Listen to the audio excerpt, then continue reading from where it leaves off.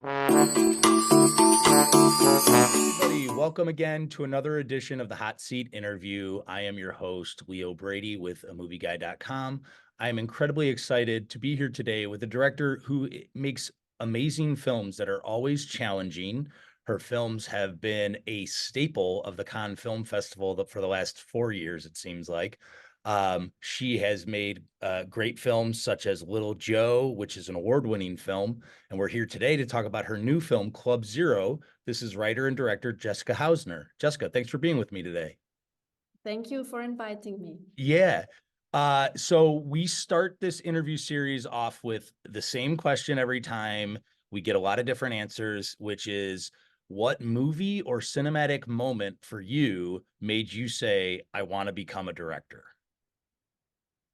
Um, I remember this actually quite well. I was a teenager, I think around 16 years old, and I used to write short stories, and I had thought I wanted to become a writer. Yeah. And at some point, a friend of mine, uh, his father owned a video camera, and I suggested, let's borrow the video camera and make a little film out of one of my short stories. Yeah. This is what we did. I was the director and cinematographer, and my friend was the actor in front of the camera. And that moment when one of the scenes that I had initially just written down suddenly became real. It became sort of in front of my eyes. That actor said my lines and I was framing the image, and suddenly there it was. It became reality. And I felt like I was God. I was so impressed. It was such a pleasure and so overwhelming. And then I saw that is much cooler than just writing. I want to make films. Yeah, it probably felt better to make your words and the things that you wrote come alive. That's for sure. Yes. Yeah. Well, and I try to do enough research too. So for those who may not know, your father is a painter, your sister, a costume designer. I mean, growing up in Austria, was art and creativity like, was that just there from the get-go? I mean, is that basically the path that you were set on just to eventually be working in some form of art because it was so ingrained into your family life? Probably. I mean, it's hard to know what would have become of me if hadn't been raised by those parents. But truth is that they were both visual artists, and my oldest sister is a visual artist too, and the other sister is a costume designer. Yeah. So yes, my whole childhood was quite intensely formed by discussions about art. And as a family, we never spent any holiday at the beach. We only spent holidays in museums. Yeah. So when we went to Madrid, we didn't see Madrid, we just saw the Prado and we spent 5 days going through that museum from room to room. And then my parents started to sort of uh, they also invited us a lot to engage in those art pieces. They started to tell stories about what the painter is showing, why and how. So it actually was interesting, although at some point I would have preferred to go to the beach. Yeah. Well, and it's interesting too, because I heard you say, and it sort of makes sense, that your parents were sort of giving you that education in a way. And I heard you say that you think that storyboarding for your films is one of the most important parts. I mean, and Yeah. that's sort of like the artistic, putting a pen or putting a brush to paper to create an image. But you have a lot of details in your films. I mean, are your storyboards highly detailed? I mean, do you try to make sure you have everything there on the storyboard so that whether your DP or your costume and set designers can see that, and then that allows them to sort of, okay, the picture has been created, now I can go forward with this movie? No, actually not. It's actually more a sort of sketch. Yeah. And when I do the storyboard, it's really about the framing, like what is in the picture, Yeah. and is it a close up or is it a wide angle shot? Which is the perspective? Who is on frame? Who's off frame? And the other thing that is very important for me when I create a storyboard is is the time. Like how long is the scene? Yeah. So sometimes when I when I do the storyboard, the length of a scene totally changes. It was in the script, let's say one sentence, and suddenly when I see that how the scene develops in front of my eyes, it's suddenly 1 minute long. Yeah. So, and the other way around, a long scene in the script is just a tiny moment in the storyboard. So Wow. it's about perspective, framing, and time, Yeah. but not so much about aesthetics because I prefer to leave this to the fantasy also of the costume designer and set designer. Yeah. If I was too precise in the storyboard, then I would sort of limit them in a way, and they have to find the objects. They have to find the chair, the vase, the lamp. So I cannot sort of force them to adapt to my drawings too much. Yeah. Yeah. Yeah. Well, and I've seen a few of your films, Amorfu, Little Joe, and now Club Zero. This may be a vague question, but like, where do you think sort of your creative film language comes from? I mean, like, I think all of your films feel very unique, but they also feel very much your films. I mean, did you sort of develop that language instantly? Is it just more what becomes sort of the inspiration in the moment when you're writing the film? I think it's I can always say like that's a Jessica Hausner film, and I think that's a pretty powerful thing to be able to have. Yeah, thank you. That makes me happy. Yeah. Well, I think it comes, I think it developed throughout the years uh, from a certain perspective in telling a story. I Yeah. think I very soon understood or started to understand that the perspective that I show on the events is a slightly distanced perspective, and it is also a point of view that is only partial. So in my film language, it's always important that we feel there is something off frame. Yeah. Sometimes the action goes out off frame and continues in the off. Yeah. So I'd like to do that. I like to sort of create that feeling that we don't know everything. And I think it's related to how I experience reality. I don't know exactly what you think or feel right now, even though I would be the director of this film. Yeah. Yeah, that's I mean, well, and I think we need to dig into Club Zero because there's a lot of that sort of going on. There's a lot of sort of off-camera thought process. People are still living their lives and doing their things. Can you just tell me, I mean, it's so unique. You co-wrote it with Geraldine Bijard.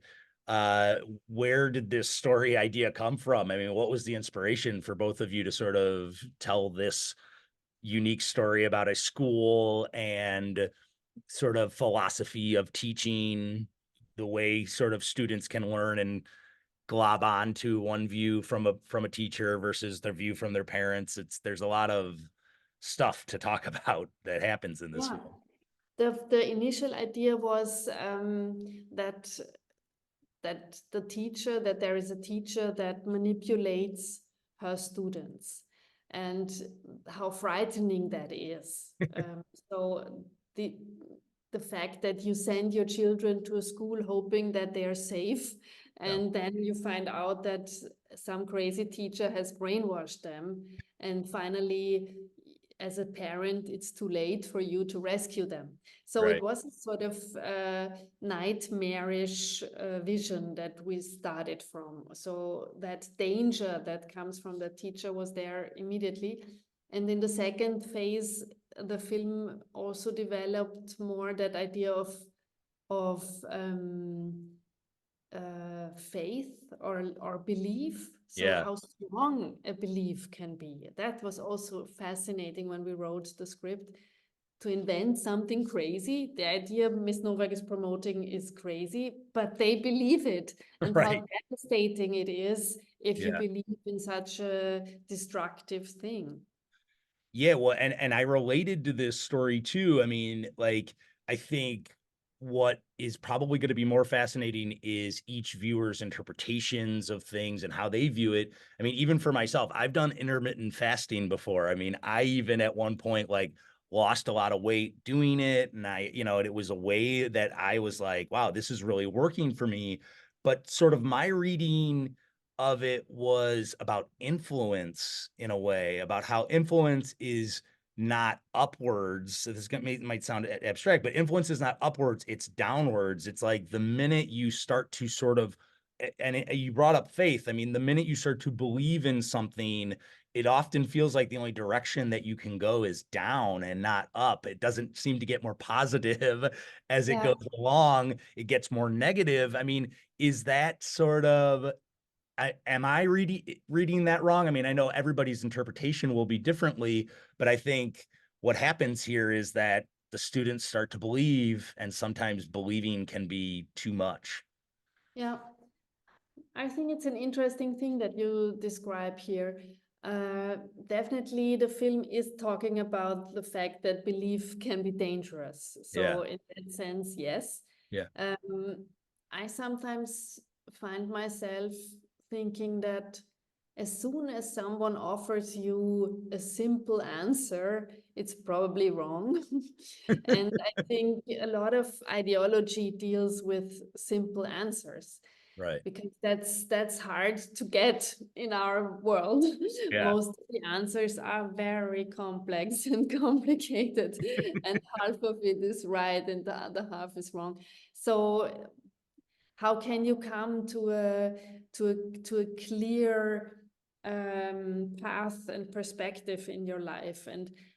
And I do think that we all, in a way, even though we're not part of any sect, we all have our beliefs yeah, because you need some orientation. You need to decide for yourself, this is what I find is right and this is what I find is wrong. And yeah, it's basically our education, it's our society, it's the values of our society. But it is also a belief. yeah, And in my Film Club Zero, I tried to sort of exaggerate that because the belief that Novak offers is crazy or wrong. yeah, But still, the people want to believe. They want to have something that makes them feel special or gives them a meaning in life. And I think we all relate to that. yeah. Yeah, that is, you are hitting it right on the head, where I like was just like that feels like this movie is universal for a lot of different people. I think it's going to be hitting a lot of notes for people who have been brought up, like you said, in one sect or in one way. Um, I'm intrigued to hear more people have conversations about it. I wanted to ask you about working with Mia Wasikowska. Tell me, how were you able to get her on board? I mean, and how did your relationship develop from the start of shooting to the very end? I mean, she is so good. I think she's good in everything that she's in, but she's so good here. I mean, she's also, I think, perfectly cast, because I don't think I could picture anybody else doing this role. Yeah, I thought about her quite early in the process, even of writing the film. And then I saw her in a film by Mia Hansen Love, uh, Bergman Island. Yep.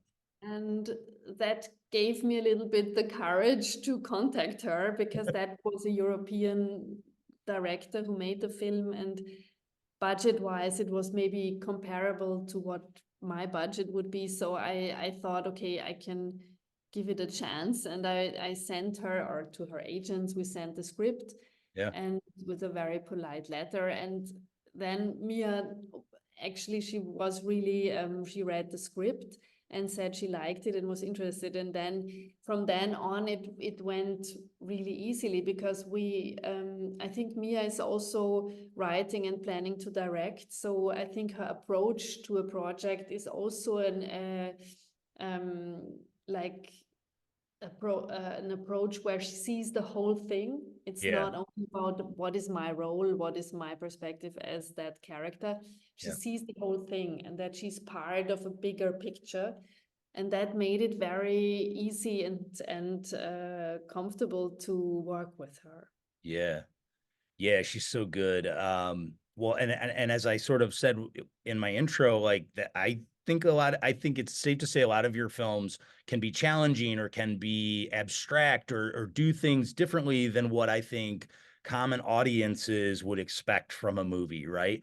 But I've often wondered for like a director such as yourself making movies like this.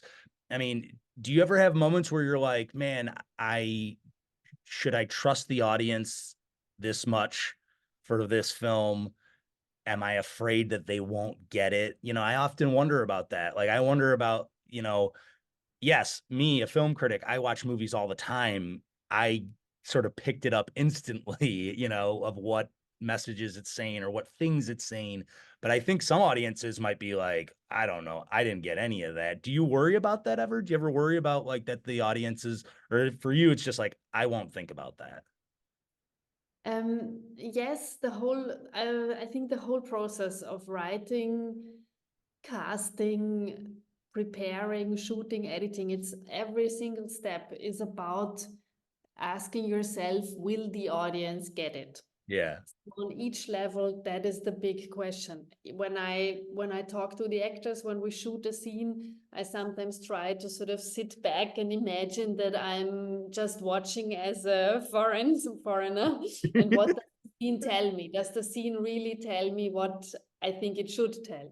Right. So it's very much about asking yourself what the audience might think. Yeah. And at the same time, I know very well that there is no such a thing as the audience. It's a group of individuals. Right. And sometimes there is a group dynamic. Sometimes there is a hype around the film because everyone suddenly says, I like the film, Yeah. no matter if they really like it or not. Right. And at the same time, some films don't have the hype. And sometimes it's a group in one cinema that there is a dynamic, and the group of those people say they love the film. And the next group says, we didn't get it. And if you make this group smaller, if you ask only two people, they will say something different than if Yeah. those two people are in a group of 10 people, because it always depends on what the others say or think.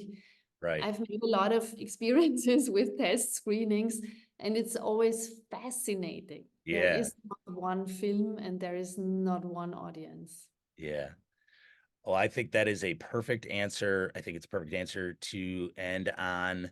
I thought Club Zero was so good, unique, challenging, as we said. Jessica Hausner, congratulations on this film. Club Zero will be in theaters March 15th. We hope everybody will get out to see it. Thank you for speaking with me today. Thank you for having me. Have a Thank great you. day. You too. Take care. Bye. Bye bye.